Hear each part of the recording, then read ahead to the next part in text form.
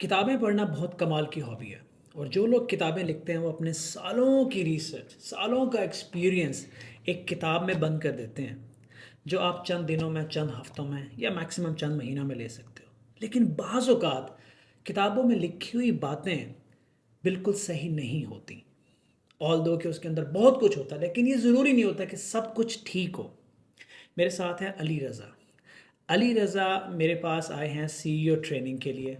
ये 1 साल तक इंशाल्लाह मेरे साथ रहेंगे और इसका पहला काम था कम्युनिकेशन इम्प्रूव करना।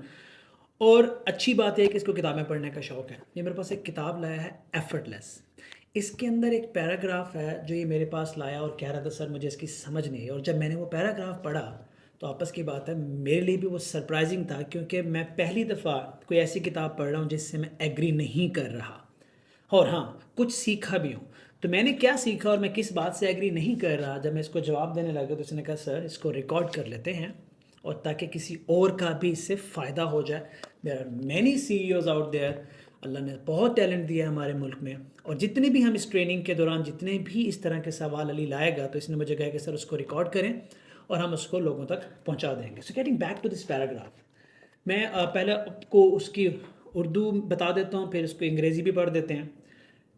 इसका कहने का मतलब है ऑथर का कि मैं ज़िंदगी में जितनी भी दफ़ा फेल हुआ, उसके पीछे ये रीज़न नहीं था कि मैंने मेहनत कम की, बल्कि ये रीज़न था कि मैंने मेहनत ज़रूरत से ज़्यादा की। मैंने एफ़र्ट ज़रूरत से ज़्यादा की।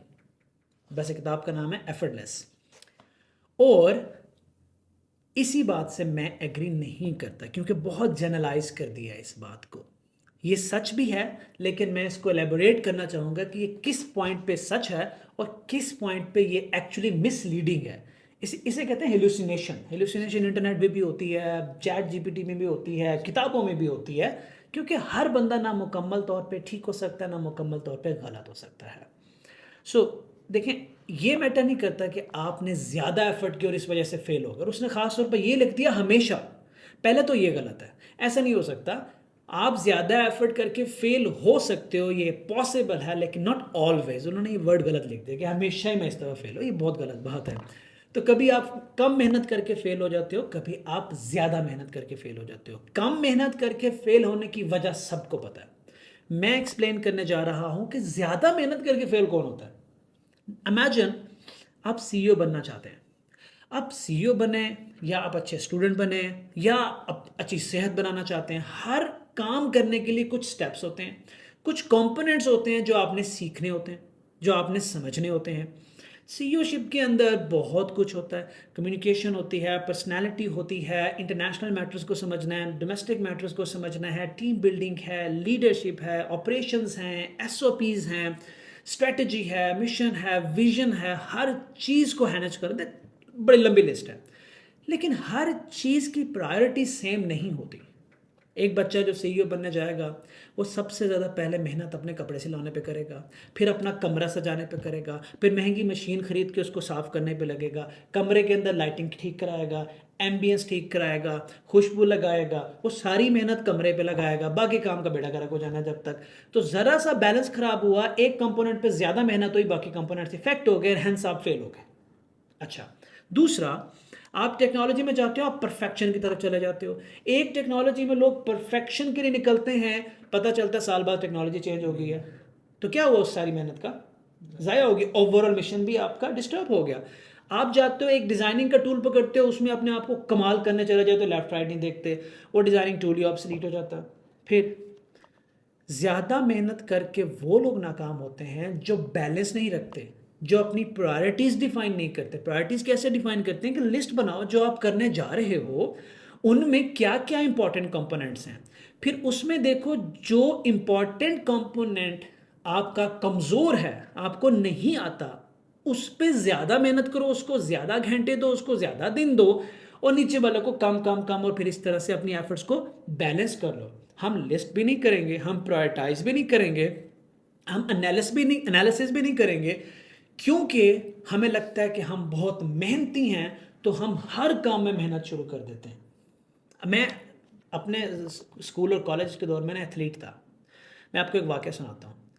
मैं 100 मीटर और 200 मीटर की रेस करता था। 100 मीटर और 200 मीटर की रेस में क्या होता है कि आपने जैसे ही आपको गो मिला ना तो आपने पूरी जान से भागना होता है, खत्म।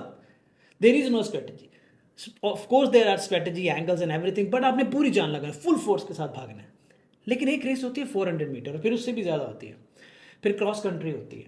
400 मीटर रेस के अंदर ये नहीं होता। 400 मीटर रेस के अंदर आप अपने स्टेमिना को प्रिजर्व करना होता है। पहले आपने स्लो जाना होता है, फिर एक टाइम होता है, अकॉर्डिंग टू द सिचुएशन आपने एनर्जी अपनी बढ़ानी होती है, और एंड में आपने अपना बेस्ट देना होता है। तो एक दफ़ा ना मुझे किसी ने कहा कि आप 100 मीटर भी करते हो, 200 मीटर भी करते हो, तो आप 400 मीटर करो। मैंने कहा बस ये लो कर दूंगा मैं। मैंने वही 100 मीटर वाला काम किया, मैंने वो निकला, वो आगे गया, चार जितने भी लोग थे सबसे आगे, दूसरे चक्कर पे थक गया, मेरे चला, मुझे क्रैम्प पड़ गया। जब मुझे क्रैम्प पड़ा, I was out of the race. हमारे जितने भी यंग एंटरप्रेन्योर्स हैं ना, वो जज्बात में आके ना वो मैंने सीईओ बनना है, मैंने एंटरप्रेन्योर बनना है, और अति ही जोर लगाएंगे बिना प्लान किए, बिना असेसमेंट किए, अपना डिस्टेंस मापे बगैर, अपनी प्रायोरिटीज़ को सेट किए बगैर फुल जोर लगाएंगे और रास्ते में पड़े हुए होंगे। क्यों? इसलिए कहता हूँ कि 97% फेलियर रेट है, क्योंकि हम जज्बात में डिसीजन लेते हैं, गलत डायरेक्शन में मेहनत करते हैं, हैंस हम फेल होते हैं।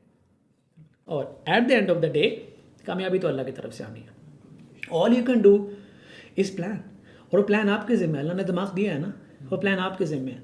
सो यूजुअली जब आप ये बुक पढ़ रहे होते हो तो प्लीज़, चाहे वो GPT-4 है या किसी भी आर्थर की किताब है, हर शख्स अपने एक्सपीरियंस से लिखता है, और ये हो नहीं सकता कि पूरी किताब में हर चीज़ जो है वो ठीक हो। जो एक समझदार आदमी होता है ना, वो या किताब पढ़ेगा, इससे जैसे इंटरनेट को कहते हैं चैट GPT हेलुसिनेशन भी है, वो 10 जवाब में से 9 ठीक देगा, एक आपको ट्वीक कर देगा। सिमिलरली हर बुक के अंदर इस तरह की चीज़ें होती हैं।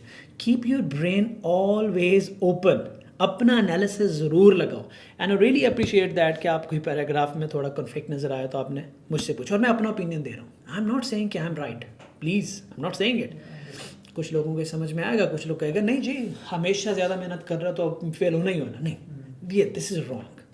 कंपोनेंट पे कंपोनेंट सेग्रीगेशन, हर काम को करने के चंद असूल होते हैं, कुछ स्टेप्स होते हैं, कुछ स्किल्स होते हैं। किसी की प्रायोरिटी ज़्यादा होती है, किसी की प्रायोरिटी कम होती है। ज़्यादा प्रायोरिटी वाले को ज़्यादा टाइम, कम प्रायोरिटी वाले को कम टाइम। सही टाइम पे सही जगह सही एफर्ट लगाओगे तो आपको ज़्यादा एफर्ट लगानी ही नहीं पड़ेगी। तो क्या बन जाएंगे आप? Effortless. The book is effortless. So I hope कि आपके लिए भी यूज़फुल होगा और ये आप लोगों के लिए भी यूज़फुल होगा।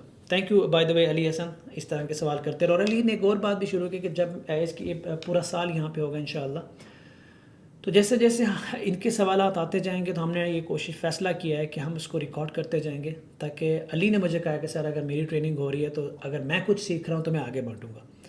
तो ये इस तरह से रिकॉर्डिंग करते रहेंगे और कहीं भी दे देंगे अपना एक्सपीरियंस। जिसने डिसएग्री करना है मैं उसको कभी नहीं रोक सकता, but I have been through all the problems and hardships. यहाँ तक पहुँचते पहुँचते जो मैंने सीखा वो मैं ईमानदारी से आप तक ट्रांसफ़र कर दूँगा और आप तक ट्रांसफ़र कर दूँगा। आगे इसका क्या बनाते हैं लोग, वो आप लोगों की मर्ज़ी है। Thank you very much.